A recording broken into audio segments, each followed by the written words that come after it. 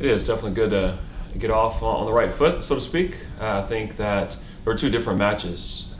The Bowling Green match was all about stopping one player, and Sunjik, as much as we tried to stop her, she still had a great night. She's just that level of a player, but I think we did a great job containing everybody else. And so I think it was just a good night for us overall. The next day against Miami, they came in very, very balanced for the year, but at the same time, Page Hill having an historic night the previous night.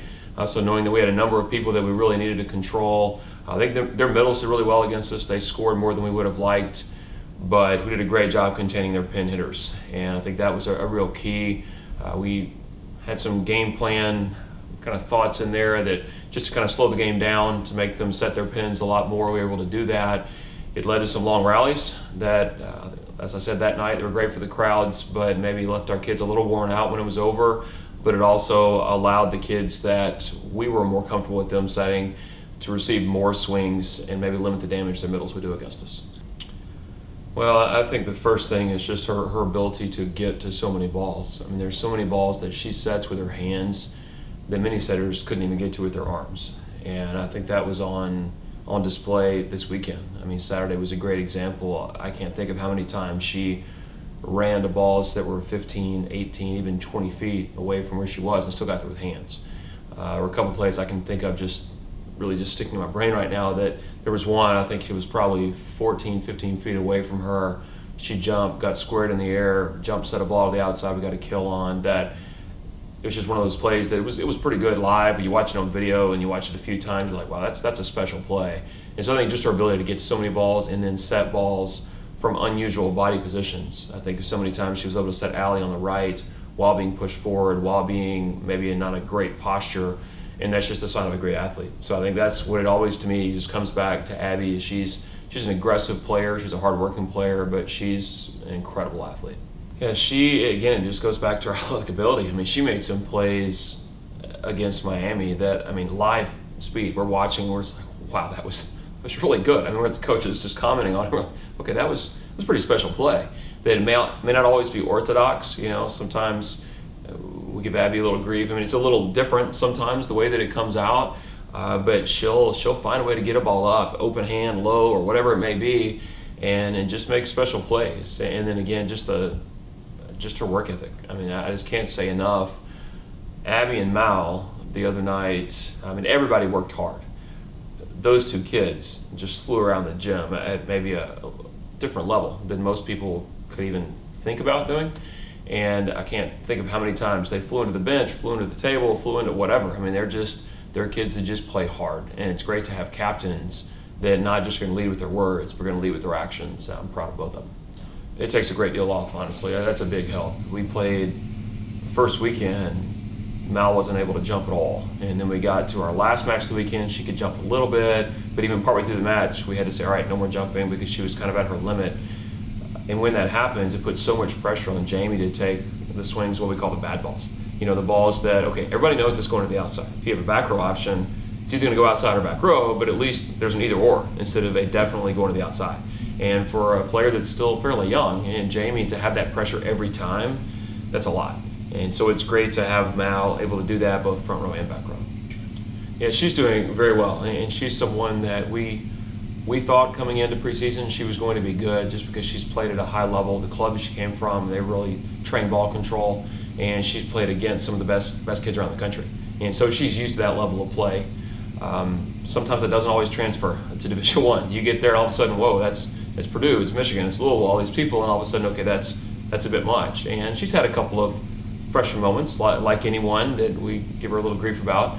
But overall, she's played great and been really pleased with what she's doing. She's still learning some technical parts of it, being a little better with her feet and things like that. But she's a gifted athlete, and she can make up for some technical things that maybe aren't perfect just yet. As she gets that, she certainly has a chance to have a great future. Yeah, I think it's just a mindset, you know, and we talk about it all the time. Just we want to be a team that frustrates other people. We want to be a team that people don't want to hit against. Good hitters are going to get theirs, regardless of how good the opposing defense is, whether it's playing Ohio or it's playing other good defensive teams around the country. But we want to make it challenging, and we want to make them to have to take 2 swings, 3 swings, more than what they want to do. And so some of that is the way it starts with our serve. Some of that's the way even that we attack. We make some decisions sometimes attacking that if we can't get a kill, let's make sure we put them in a bad spot. I think that was a pretty good example of that was the Miami match. If we couldn't get a swing, we made sure we put the ball in their setter.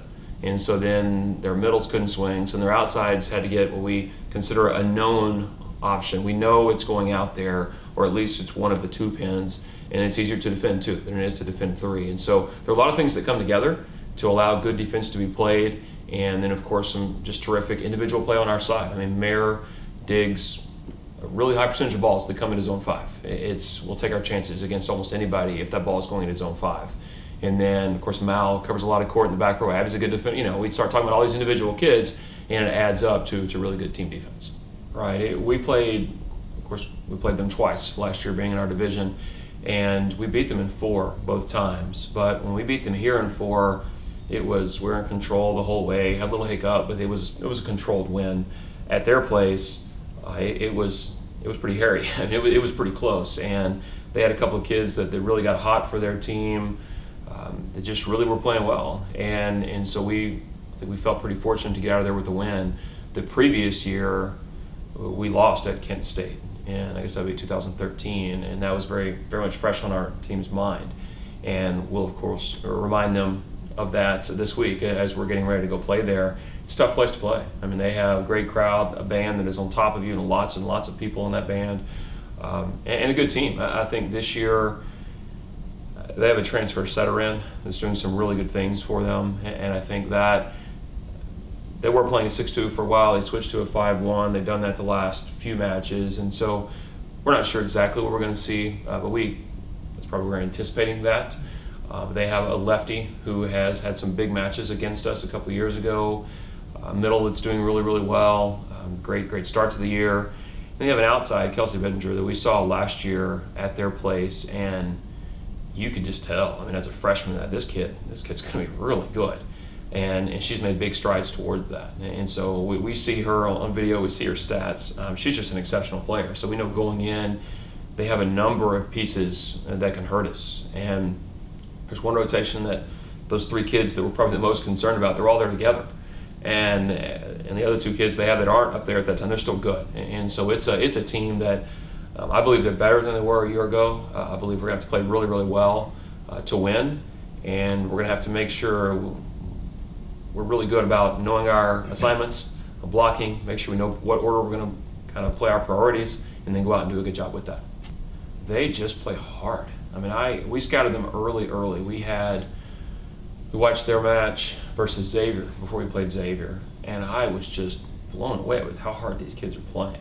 And that's just, I think, a credit to the staff. They have a new staff there, and the kids are just buying into what's going on over there. I mean, the kids are just flying around the gym. I mean, it's hard to really put it technically. It's just the kids are just working. And it was a joy to watch. Just as a fan of volleyball, I enjoyed watching them play. And they've had some early success this year, and I think when you work hard, then you have early success, it creates more belief.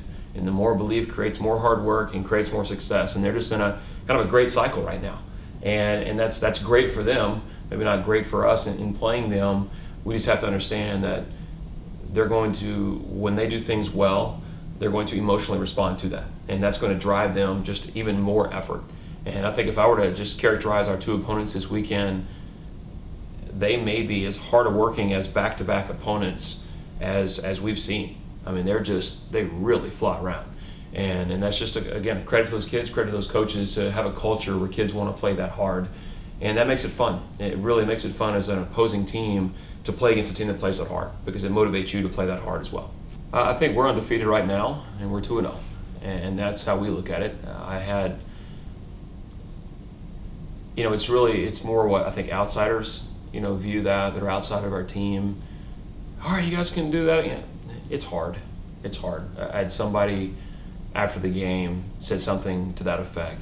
That's Miami's gonna be when you're better opponents. Like, yeah, they're a good team in the MAC. And well, if you beat them, you ought to go 6-0 again. We're 2-0. We've played for about 3 hours of MAC play this year, and someone's talking about that. And I'm like, okay, look, it's pretty hard to do. I mean, there's a reason it's only happened 4 times in the history of our sport at Ohio, and it's maybe happened a total of I don't know, 9 times in the history of all sports at Ohio, ever. It's not easy. And you're going to go out and you're going to play some games that you maybe don't play your best. You're going to play some games that you play against a great opponent that you just have a great night and you make a couple errors at the wrong time.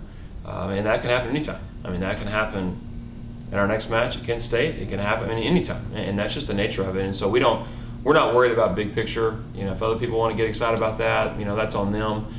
We are 2-0. And I would love to be sitting here a week from now and say that we've won 2 more. But right now it's Kent State, and if we're not focused on Kent State, then we're going to be 2-1, and it's not going to matter because they're definitely good enough to beat us.